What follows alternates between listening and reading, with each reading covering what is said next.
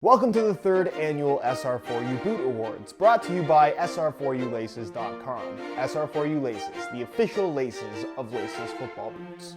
What's going on, guys? Josh from SoccerReviewsForYou.com, bringing you the 2018 SR4U Boot Awards, where I'm going to be highlighting some of the best, some of the worst, and some of the most unexpected football boots that we had all year long. Now, this goes without saying, but I'm going to say it anyways. All the winners for these awards are based on my own personal opinions and experiences with every single one of these boots. Throughout 2018, I was lucky enough to try just about every major release to come out. So based on that experience is how I've picked these winners. But again, it's just my opinion. Your opinion might be a little bit different, and feel free down below in the comment section to play along by picking your award winners for each one of these awards. I should also specify that as long as the boot was a current model at some point in 2018, it is eligible to win an award in the SR4U Boot Awards. The only boots that are excluded, aside from a couple awards like Best Limited Edition Release, are of course limited edition releases. So really good stuff like the Predator remakes or even the GS360 from Nike, great boots, probably could have won an award in certain categories, but because most people weren't able to get them, they are not eligible to win, which I think is fair. If you guys do end up enjoying the video, don't forget to support it with a like, and without further ado, let's get on with the SR4U Boot Awards.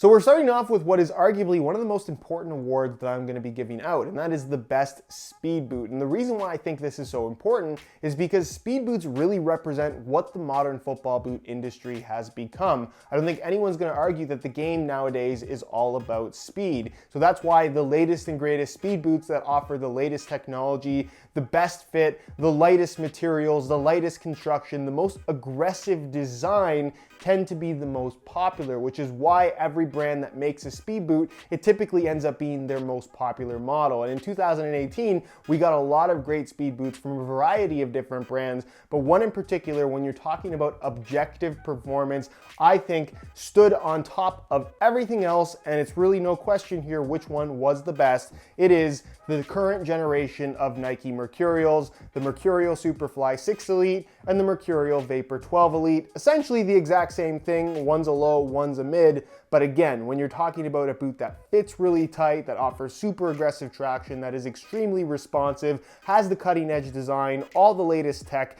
this really is the pinnacle of what a speed boot should be. And it's not too surprising because that's kind of what the Mercurial line has always been since it was first introduced, especially the Mercurial Vapor and Superfly series. And this, in my opinion, not only is the most comfortable set of Mercurials that Nike has ever put out, at least based on what I've experienced, and I've worn every single Vapor from 1 to 12 and every single Superfly as well, but I just really like what these boots have on offer. They fit well, they're comfortable, the flying it upper, while kind of a questionable decision, especially for the Vapor, I really think worked out. And in terms of just the experience of playing in these boots, when you're talking about what a speed boot should be, I think it's hard to argue that this isn't the best one out there right now. So from an objective standpoint, I think it's hard to argue that the Mercurials aren't the best speed boot out there right now, but based on what I like, the experience of playing in the boots, personally, I have to give an honorable mention and a shout out to the Adidas X18.1. This is my personal favorite speed boot of the year, even though I don't think it's necessarily the best one.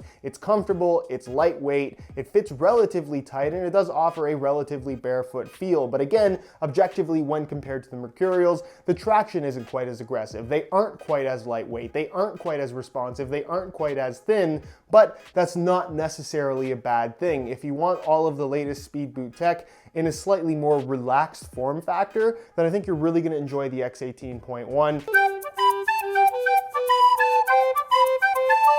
I wouldn't say that 2018 was a year where we saw a lot of new design and new tech elements. A lot of what we still have today was first introduced in 2014. That was the big revolution with the introduction of mid-cut boots and knitted uppers. But in 2018, there definitely was one boot in particular that I think just offered a completely different experience versus everything else out there, and that is the Adidas Copa 19 Plus. This is a boot that I have been really impressed with. For those that regularly watch the channel, you know that I'm not a huge fan of laceless boots, but I will go out and say that this is my personal favorite laceless boot, not just currently on the market, but ever. It's the first laceless boot that I have actually worn that I would actually be happy to wear for an entire season. Is it perfect? Absolutely not. Is the lockdown still suffering because of the laceless design? For sure, and your experience with a laceless boot will definitely vary depending on the specific shape of your foot. You might fit better in the X18 Plus or the Predator or the Nemesis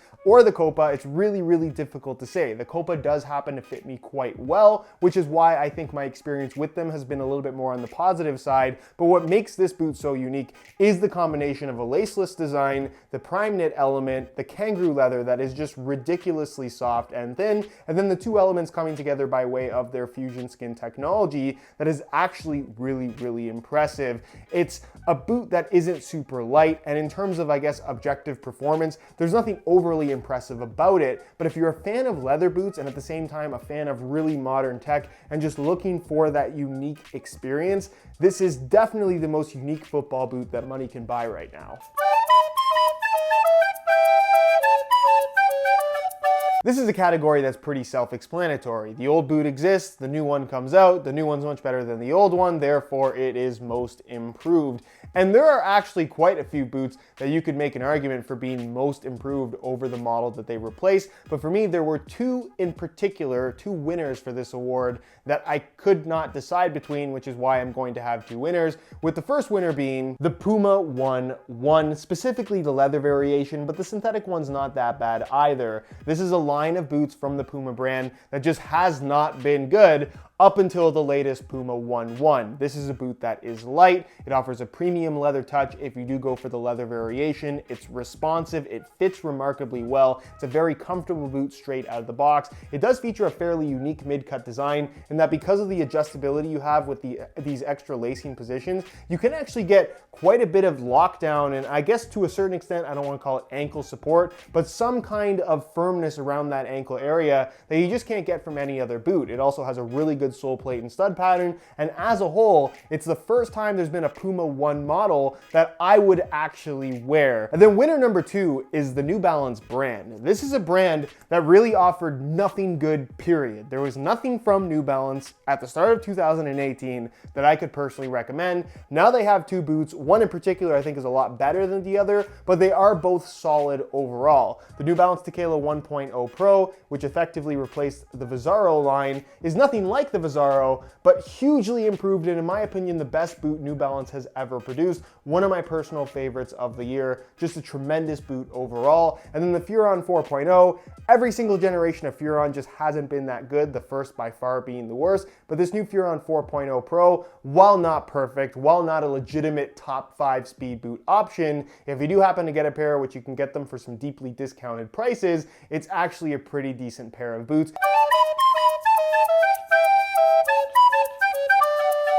This award represents a brand new boot that comes out that people just don't seem to agree on. They either love it or they hate it. Good or bad, that doesn't really matter. It's just the amount of controversy that the boot caused that merits this particular award. And for me in 2018, the one boot that was by far the most controversial, but at the same time still really good, at least in my opinion, was the Nike Mercurial Vapor 12 Elite. Now I went over this at the start of this video. It's the best speed boot of 2018 along with the Superfly. Why is it the most controversial? Well, unlike the Superfly that from 4, 5, and now 6 has been a Flyknit upper, the Nike Mercurial Vapor line has had a Teijin synthetic upper all the way from Vapor 3 to Vapor 11, with the 12th generation that I'm holding here in my hand going full Flyknit, something that up until this point has been left exclusive to the Superfly line. So longtime Mercurial Vapor fans really unhappy about this particular change, but I think most of those people, once they actually got the opportunity to try these out, realize that this is not necessarily as bad of a change as they thought.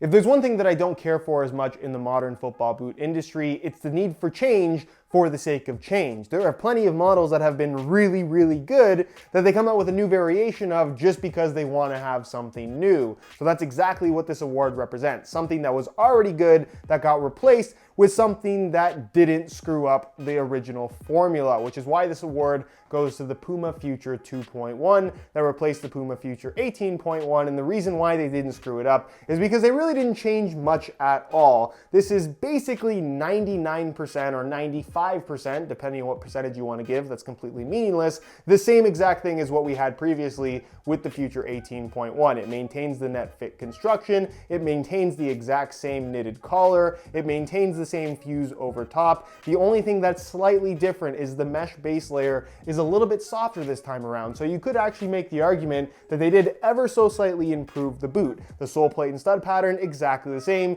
The overall fit of the boot, pretty much identical as well. And it still was one of my personal favorite boots of 2018, despite it not really being that different from the model that it replaced, but still definitely a top option.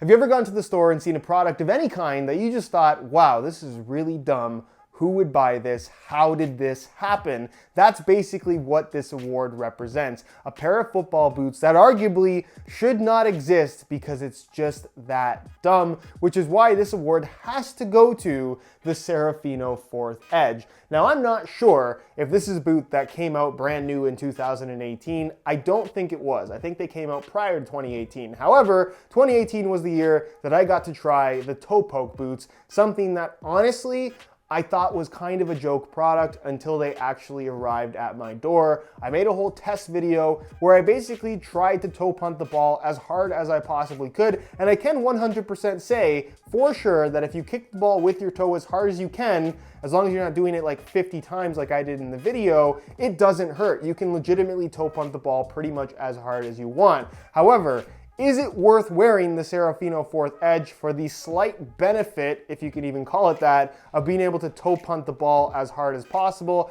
I would argue no, because everything else about this boot is pretty low end, if I'm being honest. They're not uncomfortable, they're certainly not unwearable, but it's definitely one of those products that really makes you think, does it need to exist? The answer is no, it doesn't need to exist.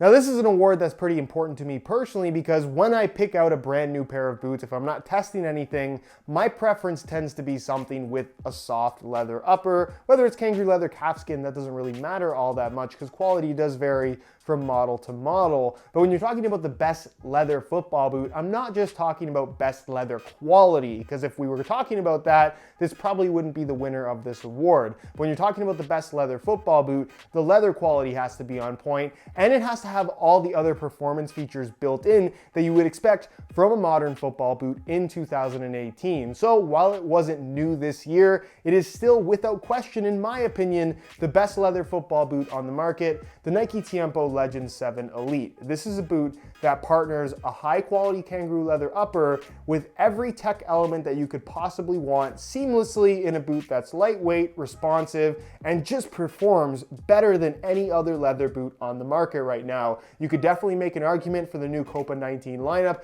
whether it's the 19 Plus or the 19.1.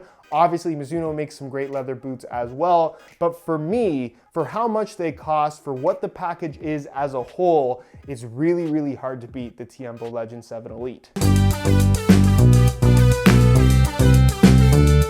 Now, last year I gave this award to the Nike Tiempo Legacy 3, which is what it was called at the time. Now it goes by the Tiempo Legend 7 Pro, and I'm still going to stick with that in saying that it is legitimately one of the best takedown models on the market right now. But in 2018, we got one boot in particular that in terms of value for money is really, really tough to beat. The $120 Nike Mercurial Vapor 12 Pro. I talked about the Vapor 12 Elite being a very controversial release this year because it was the first top-of-the-line Vapor to not feature a Teijin synthetic upper in a very, very long time. And while the Vapor 12 Pro technically isn't officially Teijin synthetic, that is basically what it feels like. This is basically the upper of the Vapor 10 and 11 combined in one on the platform of the new Vapor 12 Elite with the split sole construction, the anatomic sole plate, obviously the new stud pattern as well, even ACC if they write the branding on the upper for certain colorways, but that's not quite as important of a feature.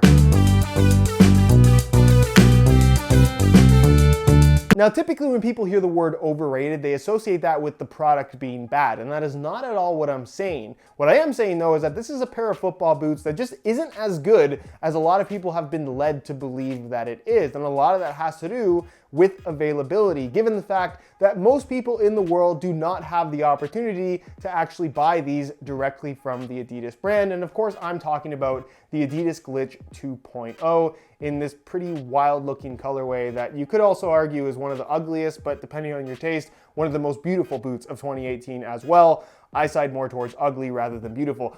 Either way, this is a boot that I just don't think lives up to the hype. A lot of people are super hyped on the Glitch system simply because you can kind of interchange the upper and the inner part of the shoe. It's kind of a reborn variation of the F50 Tune-It system that was fairly unsuccessful in its day, but the marketing hype around the Adidas Glitch has really led people to believe that these are really good. But when you break down exactly what's going on here, this is basically a deconstructed, a two-piece variation of the Adidas X17 Plus Pure Speed and the X16 Plus Pure Chaos, because those two boots are effectively the exact same thing. But in comparison to the X17 Plus Pure Speed, these are almost 3 ounces heavier. They're a lot stiffer. Obviously, it's laceless versus having the lacing system, which makes the boot not fit nearly as well. It's not as responsive, and it's honestly just a clunky boot for a top-end model in 2018.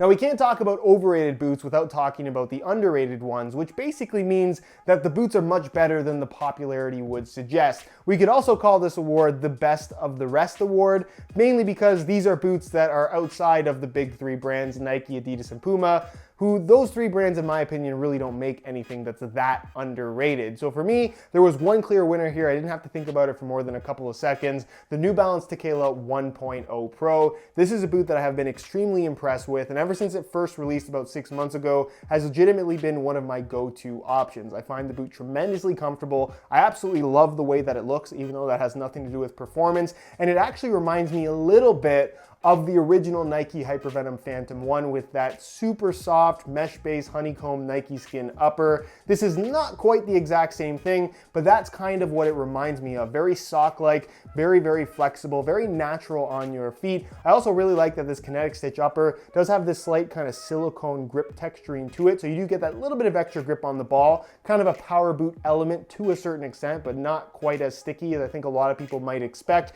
The sole plate and stud pattern, very flexible, not overly aggressive with the conical stud design, not something that really bothers me. It's not super lightweight, and again, I wouldn't say that it's the best of the best in any one specific category, but again, I've talked about experience a lot in this video. The experience of the New Balance Tequila 1.0 Pro, I think, is a very positive one.